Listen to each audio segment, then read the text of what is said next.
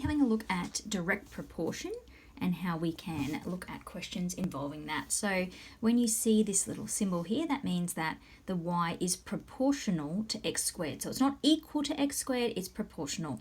As soon as we see that, we can then write that y is equal to kx squared.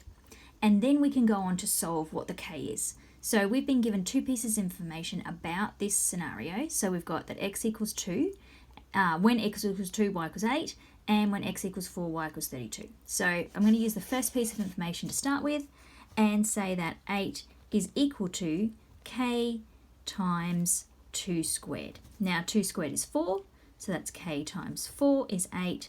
So we would say that k was equal to 2.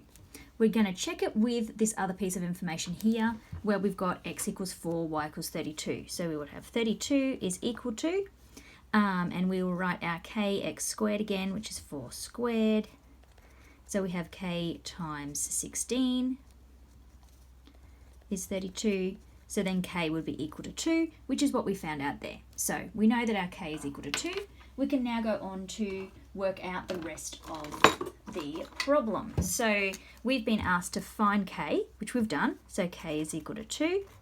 And now we want to find y when x equals 6. So we'll write our rule, y is equal to 2x squared. And then we want to know when x equals 6. So we've got 2 times 6 squared. So we have 2 times 36, which is 72. We could also do questions where we were solving for the x when we had a certain y value. The biggest part is just getting that k value and then putting that back into the equation.